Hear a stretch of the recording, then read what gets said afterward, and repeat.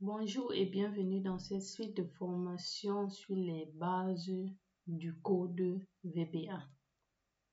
On a terminé la dernière fois sur comment mettre en gras le texte. Aujourd'hui, on va continuer avec toujours les opérations de mise en forme.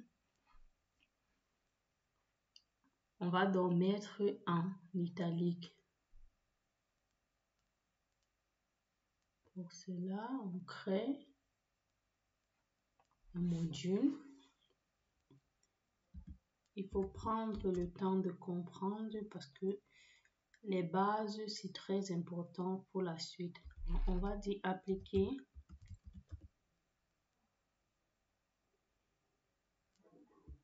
italique. Et puis, toujours, on va sur quelle cellule on va faire sur la première.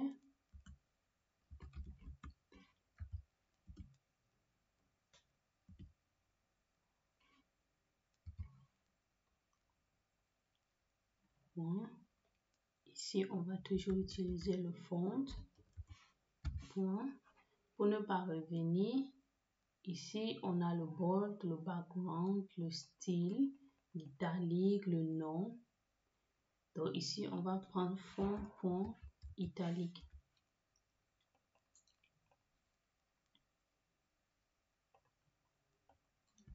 Égal true.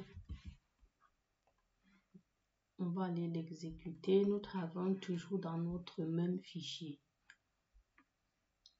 Macro, appliquer italique, exécuter. On voit bien que la colonne se met, le texte se met en italique.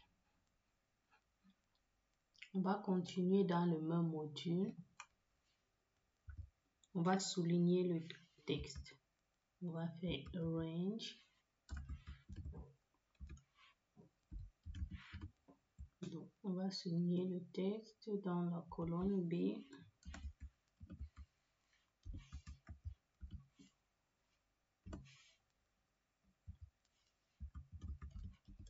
Point font, point, et bien.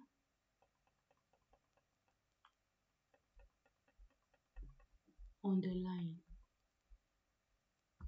Bien évidemment, égal true.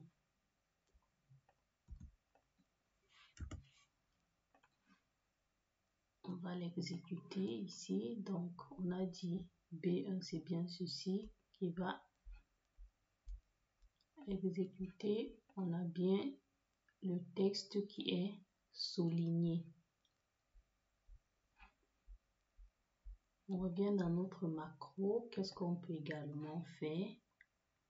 On peut modifier la couleur du texte. Tout à l'heure, on a fait, dans la vidéo précédente, on a fait le font point intérieur.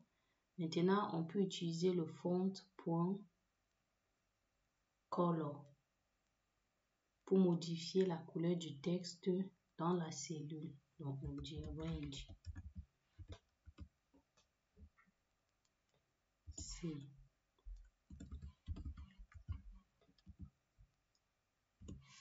Point font point color égale RGB. Vous définissez votre couleur 225 0 0. Aussi, on peut modifier la taille de la police. On va d'abord le faire. On va reprendre la taille de la police au niveau de la cellule C1. Pour cela, on va utiliser le font.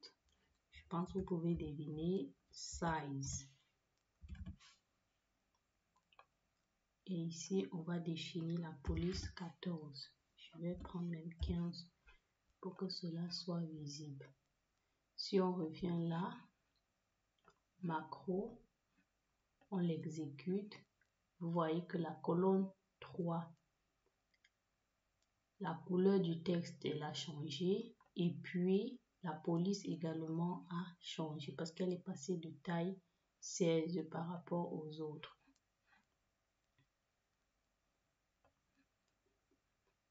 Qu'est-ce qu'on peut encore réaliser? On peut modifier le nom de la police. On a modifié la taille, mais on peut également modifier le nom. Donc, on reprend. Qu'est-ce que j'ai fait? CTRL Z. Et puis, je vais juste copier. Donc ici, on va bien prendre le font name. Et puis, vous allez renseigner Times New Roman ou Arial. Je vais renseigner Arial. Et si on exécute ici, exécuter, on a bien à ce niveau, on a bien Arial 15. Pourtant ici, on a Aptos Naro 11. Donc, la modification s'est réellement appliquée. Toujours dans les mises en fond, qu'est-ce qu'on peut faire? On a déjà modifié la couleur de fond. On peut ajouter les bordures aux cellules. Donc, on va ajouter. Pour cela, c'est un peu différent. Donc, je vais créer un nouveau module. Et dans le module, on va dire sup ajouter bordure.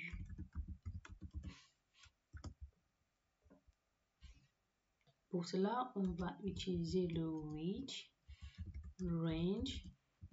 On sélectionne la cellule. Le width range point, on va utiliser le borders. Entre parenthèses, on va utiliser le is LH bottom.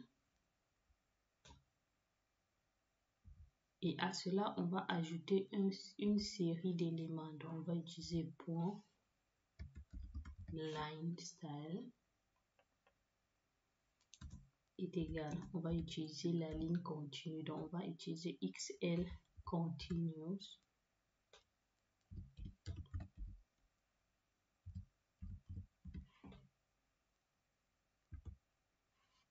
Point color égal. On va utiliser le noir RGB égale 0, 0, 0. Ceci, c'est la couleur noire. Par la suite, on va utiliser au niveau de l'ombre 0, on n'a pas besoin de l'ombre. Et par la fin, on va utiliser une bordure fine. Donc, on va utiliser ici le weight qui est égal le XL thin. Faut pas oublier, on va faire notre end width. Pourquoi le width? Alors, si je n'utilise pas le width, je serai obligé d'écrire range A1.border point line style égal à ça et reprendre encore range A1 point color égal à ça, range A1 point time shade égal à ça, range A1. Bon, au lieu de passer du temps à utiliser range A1 plusieurs fois, j'utilise le width range A1. Ça veut dire que tout ce que je mets, c'est ce qui va s'exécuter pour cette cellule. Donc, c'est quelque chose de vraiment agréable pour le code VBA. Surtout que vous allez réaliser un ensemble d'opérations au niveau de la même cellule. Ok, on va exécuter ceci pour voir. Développeur, macro, Ajouter bordure, on exécute. On voit bien que la bordure a été ajoutée au niveau de la cellule.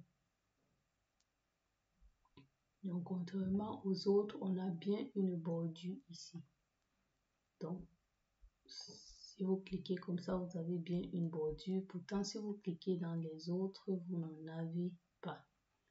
Et où est-ce qu'on a mis la bordure? On a bien mis le bottom. Donc, c'est bien ici en bas qu'on a mis une ligne pour la délimitation avec bien le edge bottom.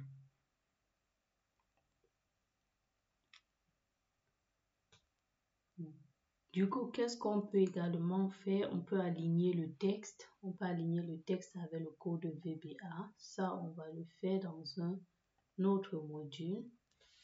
Donc, on va utiliser sup aligner texte.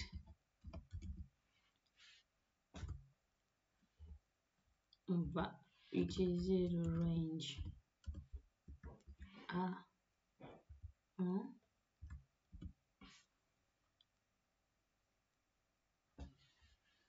Point.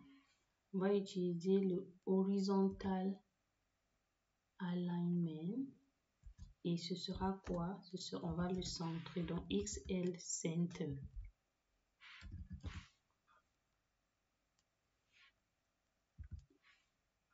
Et puis aussi, on va utiliser le vertical alignment.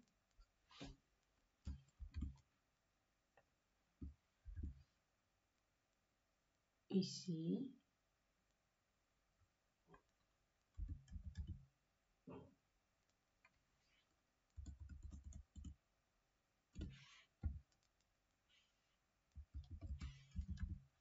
Vertical alignment, c'est toujours le XL.center. Sinon, vous pouvez utiliser le left pour mettre plus à gauche ou le right pour mettre plus à droite.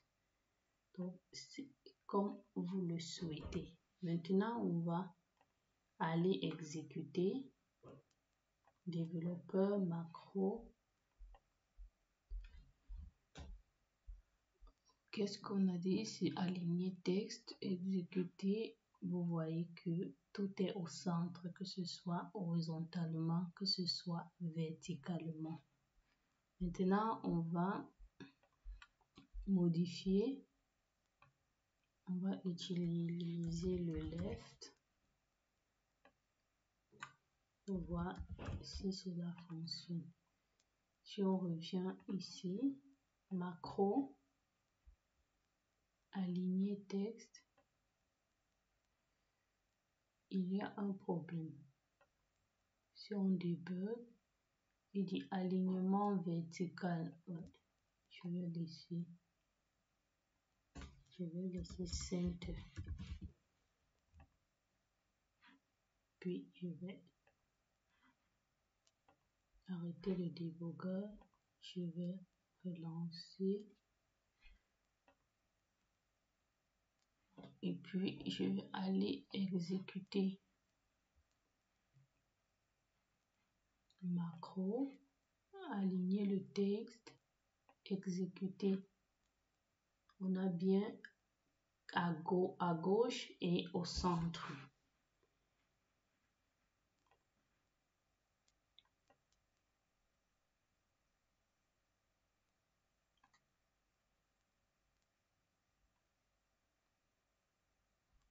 Qu'est-ce qu'on va encore faire? Je pense qu'on va s'arrêter ici pour cette vidéo et on va continuer toujours sur les bases de la programmation VBA dans une prochaine vidéo. Merci et à très bientôt.